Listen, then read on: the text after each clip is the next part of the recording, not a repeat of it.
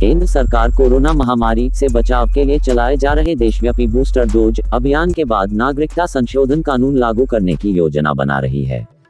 केंद्रीय गृह मंत्री अमित शाह ने इस बात की जानकारी पश्चिम बंगाल के बीजेपी नेता शुभेंदु अधिकारी से मुलाकात के दौरान दी। अच्युतपुरम में कल हुए एक बीज कंपनी में गैस रिसाव में अब तक 121 लोग बीमार हो चुके हैं। यह पिछले 2 महीने में दूसरा गैस रिसाव है। आंध्र प्रदेश के अच्युतपुरम में कल हुए एक बीज कंपनी में गैस रिसाव में अब तक कुल 95 लोग विभिन्न अस्पतालों में भर्ती है। अब तक कुल 121 लोग बीमार हो चुके हैं। इसे देखते हुए मंत्री जी गुडीवाड़ा अमरनाथ घटना की उच्च स्तरीय जांच के आदेश दिए। जांच के लिए नमूने को ICMR भी भेजा गया है, जिससे पता लग सके कि यह जानबूझकर किया गया है या नहीं। घटना के कारणों का पता लगाया जा रहा है। अमेरिकी संसद की स्पीकर नैन्सी पेलोसी की ताइवान यात्रा से बौखलाया चीन भले ही ताइवान को घेरने के लिए एक बड़ी मिलिट्री एक्सरसाइज कर रहा है, लेकिन वो शायद ये भूल गया है कि इस वक्त प्रशांत महासागर में अमेरिकी नौसेना के नेतृत्व में दुनिया की सबसे बड़ी नेवल एक्सरसाइज चल रही है। अमेरिका सहित 26 देशों की नौसेनाएं रिम्पैक एक्सरसाइज में हिस्सा ले रही है। खास बात यह है कि भारत की नौसेना और स्पेशल फोर्सेस भी इस एक्सरसाइज में शिरकत कर रही हैं। राजा भैया के पिता उदय प्रताप सिंह अपने समर्थकों के साथ कुंडा तहसील परिसर में धरने पर बैठ गए हैं। उन्होंने शेखपुर गांव में मस्जिद नुमा गेट को हटाने की मांग को लेकर ये धरना दिया है। उत्तर प्रदेश के डिप्टी सीएम ब्रजेश पाठक ने बसपा प्रमुख मायावती के फैसले का स्वागत किया है। दरअसल बुधवार को मायावती ने ऐलान किया कि उपराष्ट्रपति चुनाव में उनकी पार्टी जगदीप धनखड़ को वोट करेगी। इसके बाद ही डिप्टी सीएम की पहली प्रतिक्रिया बीजेपी के ओर से आई। मायावती के ऐलान के साथ ही एक चर्चा काफी जोरों पर चल रही है। कहा जा रहा है कि बसपा प्रमुख के फैसलों से बीजेपी की राह हमेशा आसान हो जाती है। अमेरिकी संसद की स्पीकर नैन्सी पेलोसी चीन की भारी नाराजगी के बीच ताइवान पहुंची हैं। पेलोसी की यात्रा से नाराज चीन ने कहा कि अमेरिका को इसका परिणाम भुगतना होगा। चीनी सरकार और चीनी सेना अमेरिका को लगातार चेता रहा है। इस बीच न्यूज एजेंसी AFP ने ताइवान की सेना के हवाले से बताया है कि चीनी सेना के 21 विमान एयर डिफेंस आइडेंटिफिकेशन जोन में घुस आए। बताया जा रहा है कि इस दौरान चीन ने अपने KJ-500 अवाक्स विमान और JF-16, JF-11, Y-9 और Y-8 ELINT विमानों को भी तैनात किया है।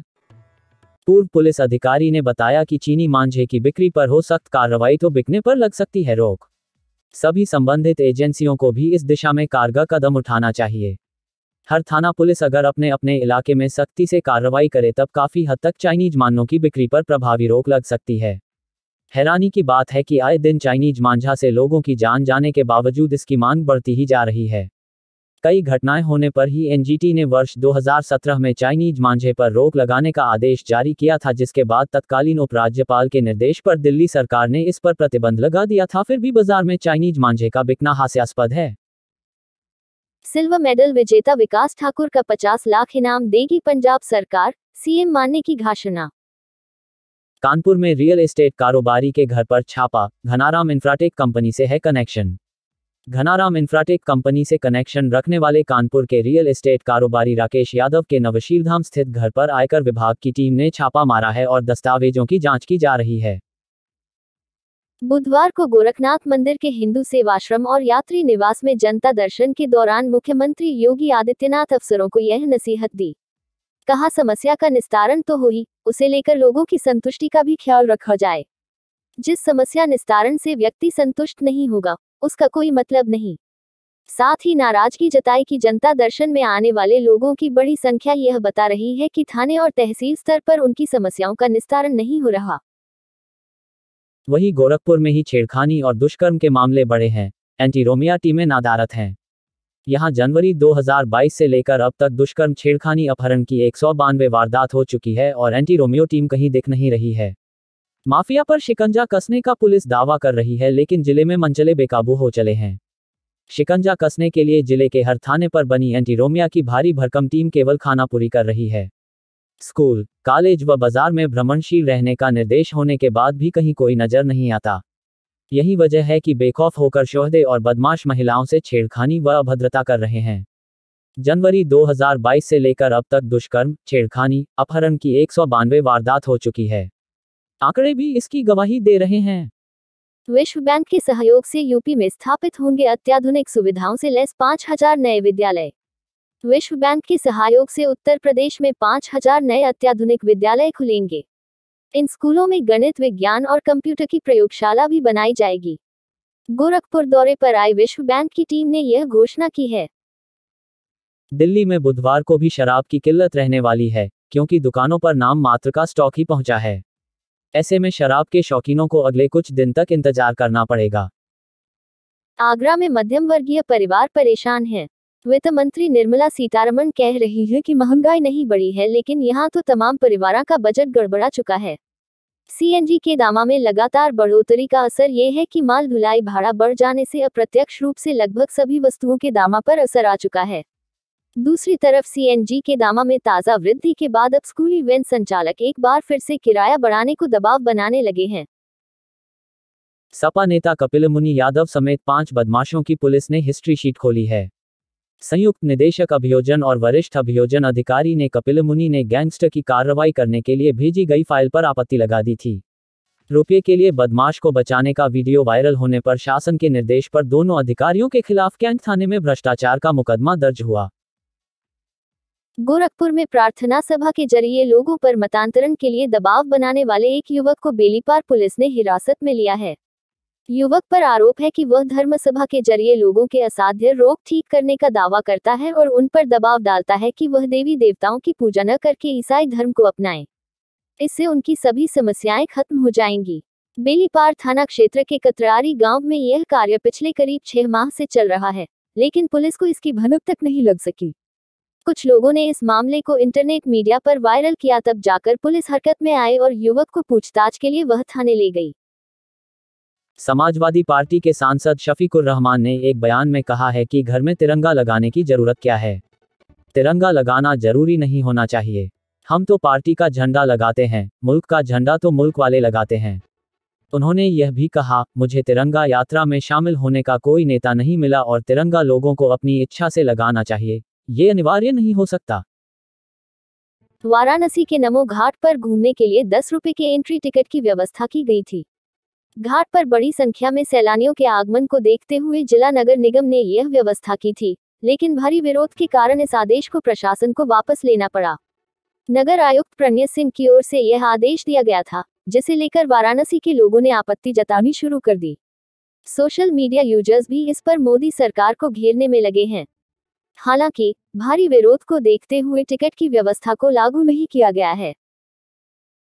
जीएसटी को लेकर चल रहे विवाद पर केंद्रीय उत्पाद एवं सीमा शुल्क बोर्ड की ओर से स्पष्ट किया गया है कि नियोक्ताओं द्वारा कर्मचारियों को दिए जाने वाले भत्ते पर कोई जीएसटी चार्ज नहीं वसूल किया जाता है। वहीं अस्पताल के आईसीयू बेड, बैंक या एटीएम से कैश विड्रॉल को भी जीएसटी के दायरे में नहीं रखा गया है। पूर्व सैनिकों को नहीं मिला 5% आरक्षण, कोर्ट ने रद्द किया प्रारंभिक परीक्षा का परिणाम। सऊदी अरब में एक 8000 साल पुराने धार्मिक स्थल की खोज हुई है। आजादी की 75वीं वर्षगांठ के लिए प्रधानमंत्री नरेंद्र मोदी ने हर घर तिरंगा अभियान लॉन्च किया है। पीएम मोदी ने 2 अगस्त को अपने सोशल मीडिया अकाउंट्स की डीपी में तिरंगा लगाया और सभी देशवासियों से भी ऐसा करने की अपील की। सरकार ने स्वतंत्रता दिवस पर 20 करोड़ लोगों के घर तिरंगा फहराने का लक्ष्य रखा है। कभी महाराष्ट्र के बाबा मेंढे, रमेश कलंबे और दिलीप चटवानी ने नागपुर स्थित आरएसएस मुख्यालय पर तिरंगा फहराने का लक्ष्य रखा था। यह 3 सदस्यीय दल इस बात से क्षुब्ध था कि राष्ट्रीय स्वयंसेवक संघ के मुख्यालय पर स्वतंत्रता दिवस और गणतंत्र दिवस जैसे अवसरों पर भी तिरंगा नहीं फहराया जाता। 26 जनवरी 2001 को बाबा मेंढे के नेतृत्व में 3 सदस्यीय दल ने अपना लक्ष्य पूरा किया। इसके बाद डॉक्टर हेड्गेवार स्मृति मंदिर की शिकायत पर तिरंगा फहराने वालों के खिलाफ मुकदमा दर्ज हो गया। यह मामला नरेंद्र मोदी के प्रधानमंत्री बनने के 1 साल पहले तक नागपुर की एक निचली अदालत में चल रहा था। अगस्त 2013 में अदालत ने 3 आरोपियों को बाइज्जत बरी किया। 15 अगस्त 1947 और 26 जनवरी 1950 के बाद संघ मुख्यालय पर 26 जनवरी 2002 को तिरंगा फहराया गया था। इस बीच 52 साल में एक भी बार आरएसएस ने अपने मुख्यालय पर झंडा नहीं फहराया था। आरएसएस को भाजपा का पितृ संगठन माना जाता है। वर्तमान प्रधानमंत्री नरेंद्र मोदी भी संघ के प्रचारक रहे हैं। आरएसएस पर किताब लिखने वाले प्रोफेसर शमसुल इस्लाम का दावा है कि संघ के अंग्रेजी मुखपत्र ऑर्गेनाइजर ने 15 अगस्त 1947 ने तिरंगे की भर्त्सना करते हुए लिखा था, हिंदुओं द्वारा तिरंगे का कभी सम्मान नहीं किया जाएगा, न ही उसे अपनाया जाएगा। 3 आंकड़ा अपने आप में अशुभ है। एक ऐसा झंडा जिसमें 3 रंग हो बेहद खराब मनोवैज्ञानिक असर डालेगा और देश के लिए नुकसानदायक होगा। आरएसएस के दूसरे सरसंघचालक माधव सदाशिव गोलवलकर को नरेंद्र मोदी अपना गुरु मानते हैं। गोलवलकर ने अपनी किताब बंच ऑफ थॉट में तिरंगे के चयन पर सवाल उठाते हुए लिखा है, हमारे नेताओं ने देश के लिए एक नया झंडा चुना है। उन्होंने ऐसा क्यों किया? यह सिर्फ बहकने और नकल करने का मामला है। भारत एक गौरवशाली अतीत वाला प्राचीन और महान राष्ट्र है। तब क्या हमारा अपना कोई झंडा नहीं था? क्या इन हजारों सालों में हमारा कोई राष्ट्रीय प्रतीक नहीं था? निस्संदेह हमारे पास था। फिर यह दिवालियापन क्यों? Be aware with the world. APN Broadcast Service.